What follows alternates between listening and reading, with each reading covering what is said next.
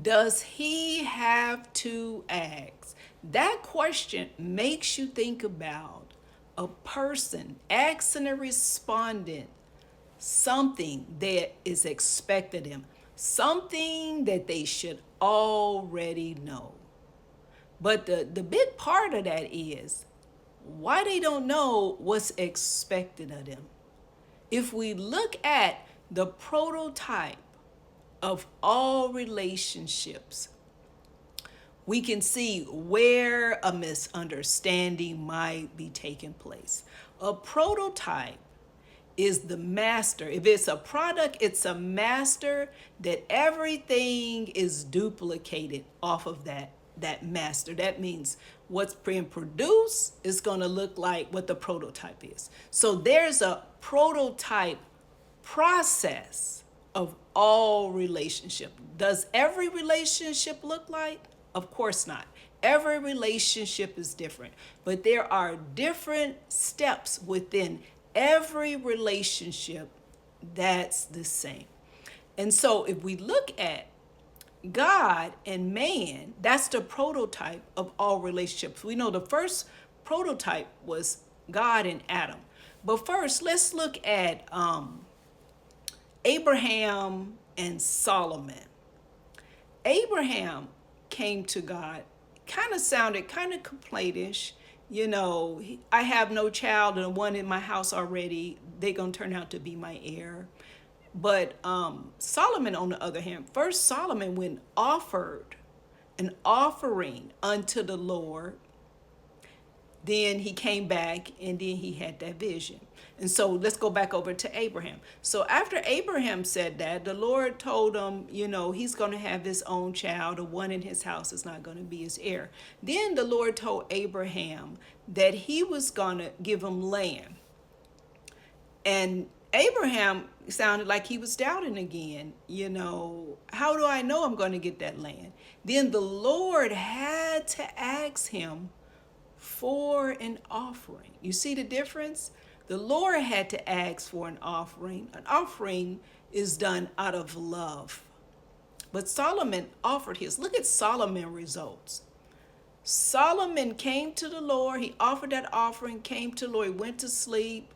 And the Lord asked him, what do you want me to do for you? And you hear the spiel, you hear the speech that after the Solomon told him, my dad was on the throne, you put me on the throne. I need to know how to discern between good and evil. What the Lord tell him? I've not only given you what you've asked, I've given you what you haven't asked. And we know the history of Solomon. He went forth with being one of the wisest kings. And so what did Abraham get? After, the Lord had to ask that offering, then the Lord told him his seed, the one that he was asking for, was going to be in bondage in the land for 400 years. And the land is not going to be there. They're going to be like foreigners, strangers. Look at their results. You can approach in faith, you can approach God in love, or you can approach him complaining in fear and in doubt. So those are more vague. You can't really see the steps in it, but you can see the different approach. You can see an approach based on love, and then you can see an approach based on worry and complaining. Now let's go over to Genesis, the second chapter. Genesis, the second chapter with God and Adam. You can see the steps. The steps are real defined. The steps that it's defined in Genesis 2 with Adam and God, they fit perfectly with the steps of success over in Joshua 1 and 8. So we're going to match them step to step. So it starts out where you see before God commanded Adam, the Lord talked about desires. That's the first step. That's the first step to look at to see if any kind of misunderstanding is taking place. It says the Lord took the man and put him, so this was not an accident. He put him in the garden to dress it, and to keep it. That meant to serve and to protect the garden. So where does desire come in? Eden means pleasure. The Lord put Adam into the garden to serve and to protect his desires. So the person that's asking, they can ask themselves, because sometimes we can only control ourselves. Just like the Lord has given us free will, we have to give people free will and see where the misunderstanding is taking place and guide along the way. So we have to make sure that our desires are being made plain and clear. So that axer got to make sure that they work, and they have to protect. What is work? Because it sounds really legalistic. To look over in Joshua 1 and 8 at that first step called desire, it says, this book of the law shall not depart out of our mouths. That's summed up in desire too. But the law has been done away with. The law was replaced with love. Loving the Lord, a heart that's pure and honest before God, not deceitful. And love your neighbor as yourself.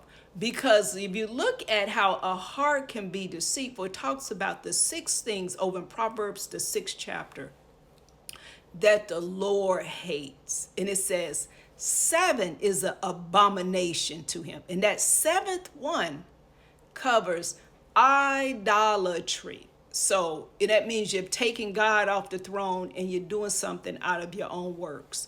And so that right there can cause a misunderstanding, something that's not seen. And that's the only one that's in those 7 things that the Lord hates, that you cannot really see with the naked eye. And so you have that first step that you can go through. Is my desire known? What I want? Am I doing my part? Okay, so now you got the second thing that the Lord talked about with Adam. That's when he commanded Adam. He called him and he told him, you got free will in this area, but this right here is my boundary. The bad stuff is the boundary. That's the stuff that you don't want. And so if the boundaries are not made clear, whether it's an axer or it's the respondent, is somebody's boundary getting, over exceeded. And so if you look over in Joshua 1 and 8, how does Joshua 1 and 8 look at that step? That second step, those boundaries, that good and bad that God talked about with Adam, over in Joshua 1 and 8, it's called planning. It's called meditating day and night. Sometimes we can be so vague and so informal on things that's important to us. Things are not made out plain. So someone doesn't know what's good and someone doesn't know what's bad. Someone doesn't know, okay, that's their boundary. I could do this, but that makes them a little more uncomfortable. So you got that second step. First step is desire. Second step is plan. Genesis explained what those 2 steps are. So then you have the third step. The third step, the Lord said, it is not good that man should be alone. Okay, so if that second step wasn't done, if that second step concerning this is free will, the good, and this is boundary is the bad, the Lord would not have anything to bounce it against when he said it is not good. That free will that was given in that second step for planning, what did that pertain to? That pertained to life. He was letting Adam partake of everything that was going to be life to him. So in the third step, when he said, this is not good, this is not going to bring life for you. See how that made a standard? So he said, this is not good that man should be alone, exist by himself. I will make him a helpmeet.